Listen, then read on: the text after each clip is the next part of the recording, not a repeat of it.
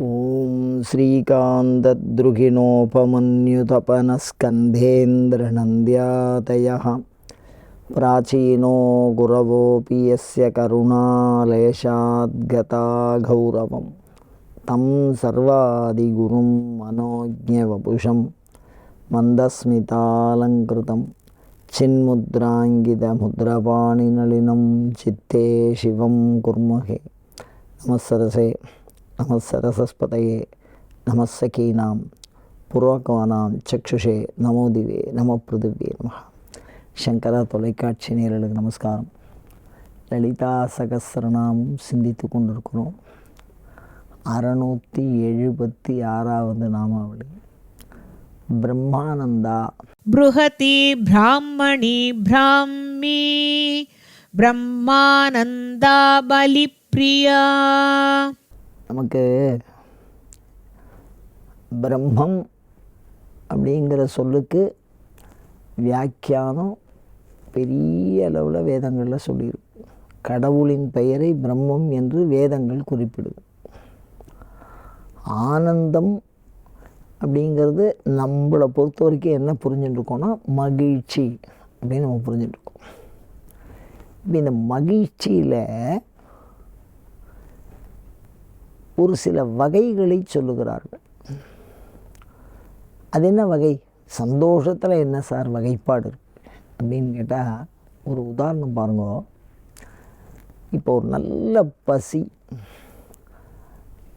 அதுக்கு ஒரு சரியான உணவு நமக்கு கிடைக்குது அப்படின்னா நம்ம புலன்கள் அந்த பசி நம்ம சாப்பிடும்போது நமக்கு ஏற்படுற ஒரு திருப்தி, ஒரு ஆனந்தம் இருக்குது பாருங்க, அதுதான். அதே ஒரு நல்ல காட்சியை பார்க்குறோம், ஒரு நல்ல திரையரங்கு சினிமாவில் படம் பார்க்குறோம், மகிழ்ச்சி கண்ணினாலே நாம் காணுவது. நமக்கு பிடிச்சவால பார்த்து சந்தோஷப்படுறோம். அது மாதிரி காதால் கேட்குறோம், அப்படியே இனிமையாக ஒரு பாட்டு கேட்குறது, ஒரு மென்மையான இசை கேட்குறது, மெய்யுக்கு அழகாக ஒரு ஏசி அப்படியே ஜிலு ஜிலு ஜிலு ஜிலுன்னு நம்மளை வெயில் நேரத்தில் அப்போ மெய் கொஞ்சம் இனிமையாக இருக்குது. இப்படி மெய்யாக இருக்கட்டும், வாய் உணவாக இருக்கட்டும், கண் பார்க்கிற வண்ண காட்சியாக இருக்கட்டும், காது கேட்குற இனிமையான இசையாக இருக்கட்டும், மெய் வாய் கண் மூக்கினாலே நுகரப்படுகிற சென்று அடிச்சுக்கிறோம் மேலெல்லாம், அந்த வாசனை நமக்கு பிடிச்சிருக்கு. இந்த ஐம்புலன்களுக்கும் இவ்வாறு மகிழ்ச்சி தரக்கூடிய விஷயத்தை தான் நம்ம மகிழ்ச்சின்னு சொல்லிட்டு இருக்கோம். ஆனால் இந்த ஐம்புலன்களை விட தாண்டி அன்பு சுவை, காதல் சுவை இதெல்லாம் இருக்குதுன்னு சொல்கிறான். அப்போ அதிலெல்லாம் புகழ் மேலே ஒரு இச்சை, நமக்கு ஒரு பெரிய விருது கொடுக்குறான்னு வச்சுக்கோ.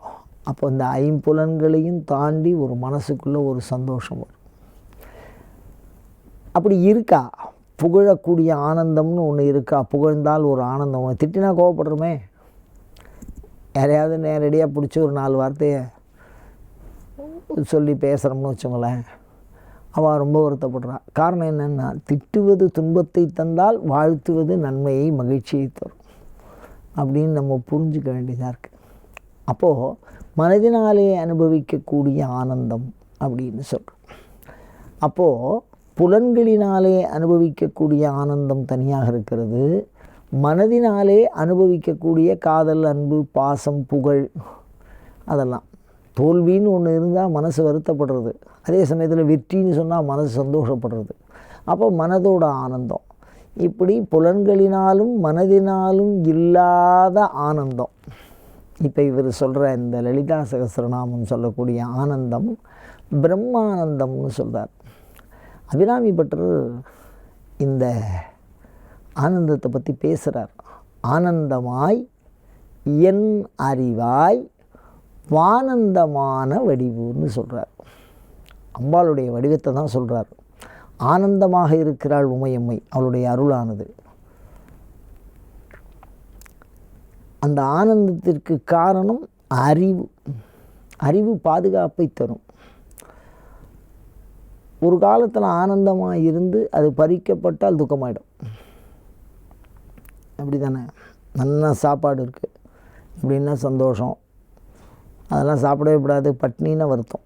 அப்போ என்ன அர்த்தம் அப்படின்னா, இந்த ஆனந்தத்துக்கு பின்னாடி ஒரு துக்கம் தொத்தின்றே வந்துடும். அது பின்னாடியே தான் இருக்கும். எதை நாம் அடைவதனால் மகிழ்கிறோமோ அதை நாம் இழப்பதனால் துன்புறுவோம். இப்படி தானே?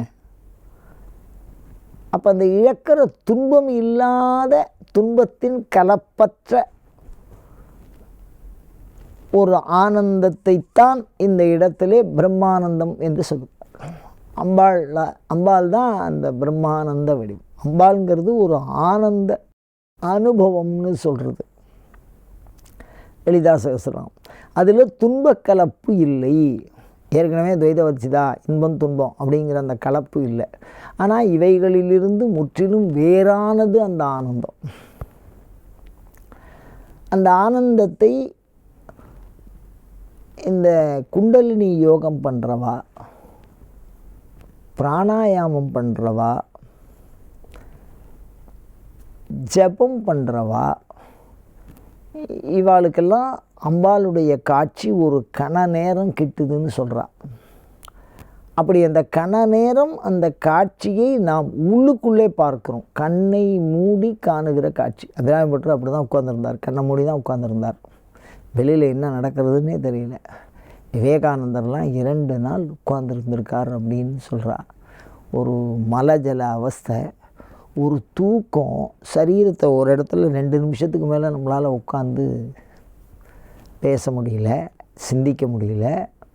எல்லாராலையுமே சொல்கிறேன். அப்படி இருக்கும்போது அசையாமல் உட்கார்றதுன்னா, அதுவும் 2 நாளைக்கு மேலே உட்கார்றதுன்னா, அப்போ எந்த அளவுக்கு அவளுக்கெல்லாம் அந்த தியான பயிற்சி இருக்கணும்.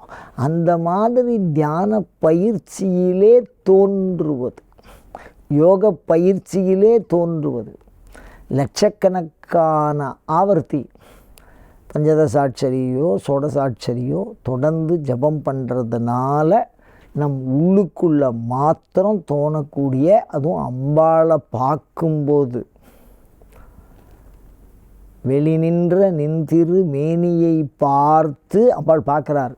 என் விழியும் அப்படின்னார். இந்த இடத்துல அகத்தையும் குறிக்கும், புறத்தையும் குறிக்கும். வெளி நின்றதால் அப்படின்னு சொல்லுவார்.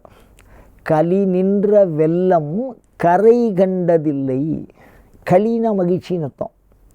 நின்ற வெள்ளம், மகிழ்ச்சியோட வெள்ளம்னு அதை அபிராமி பட்டர் சொல்கிறார். அம்பாளை பார்க்கும்பொழுது அப்படி ஒரு சந்தோஷம் நம்ம மனசில் உருவாகும். நம்ம சாமியை தரிசனம் பண்ணும்போது ஒரு வருத்தமும் ஒரு துக்கமும் என்னை இப்படி வச்சிருக்கேங்கிற எண்ணமும் தான் இருக்குது. அந்த விஷயத்தை சொல்லலை அவர்.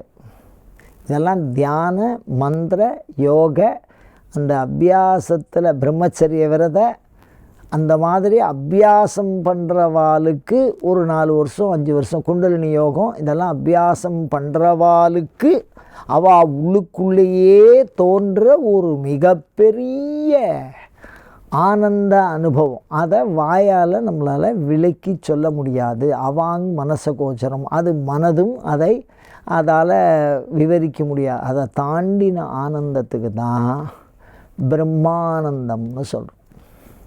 சிவானந்தம்னு நாமாவளியை பயன்படுத்தியிருக்கா. சிவானந்தம் தனியாக இருக்குது. ஆத்மானந்தம்னு சொல்கிறா. இந்த ஆத்மா சிவம் பிரம்மம் இதெல்லாம் ஏகசப்தம்னு ஒரு கருத்து இருக்குது. நம்ம அதுக்கெல்லாம் ரொம்ப போக வேண்டாம். என்றாலும் இந்த நாமாவளியை பிரம்மானந்தாயினமான்னு சொல்லிகிட்டே வரோன்னு வச்சுக்கோங்க. அம்பாள் நம்ம சரீரத்துக்குள்ளே இருந்து நமக்கு அனுகிரகம் பண்ணுவாள். அப்படி சரீரத்துக்குள்ளே பிரம்மானந்தாயினமான்னு சொல்லி நமக்கு அனுகிரகம் பண்ணால் என்ன பலன்னா, ஆயுள் ஆரோக்கியம் இது 2ம் இந்த நாமாவளியினால் வரும். ஆயுள் நீளும். ஏன்னா இந்த நாமாவளியை ஆத்மாவை வளர்க்கக்கூடிய பண்புடையது. ஆயுள் நீளும், ஆரோக்கியம் வரும். ஆரோக்கியத்தை விரும்பாதவா யாரும் இருக்க முடியாது. அப்போ ஆரோக்கியம் ஆயுள் அது 2ஐயும் தரக்கூடிய இந்த நாமாவளி. அதனால் நம்ம சொல்லக்கூடிய புலன்களினாலே அனுபவிக்கிற ஆனந்தம் இல்லை, மனதினால் அனுபவிக்கிற ஆனந்தம் இல்லை, அம்பாள் பிரத்யக்ஷமாக கண் முன்னாடி அபிராமி பட்டர் முன்னாடியோ ஆதிசங்கரர் முன்னாடியோ அப்பைய தீட்சிதர் முன்னாடியோ அப்படி முன்னாடி நிற்கும்போது அவளுடைய ஹிருதயத்தில் ஒரு மகிழ்ச்சி தோன்றி அது ஞானமாக ஆகி வெளியில் வந்துடும். அப்படி அந்த மாதிரி ஒரு பேரானந்தத்தை தான் பிரம்மானந்தான்னு சொல்லியிருக்கா. அந்த பிரம்மானந்தத்தின் வடிவமாக அணைந்தோர் தன்மை, சக்தியினுடைய அருளை நேரடியாக கண்டு அடைந்தவர்கள் இந்த ஆனந்தத்தை அடைவார்கள். அப்படி ஒரு தடவை இந்த ஆனந்தத்தை அடைஞ்சிட்டா மறுதடவை அவளுக்கு அம்பாளை மறக்கவே மறக்காது. அம்பாள் அவள் ஹிருதயத்திலே நித்தியவாசம் பண்ணுற மாதிரி ஆகிடும். அப்படிப்பட்ட ஒரு நாமாவளி, ஆரோக்கியத்தையும் ஆயுளையும் தரக்கூடிய நாமாவளி சொல்லி பயன்பெறுவோமாக. அயம் தர்மஹா உத்தரோத்தராபிவிருத்தி ரஸ்து.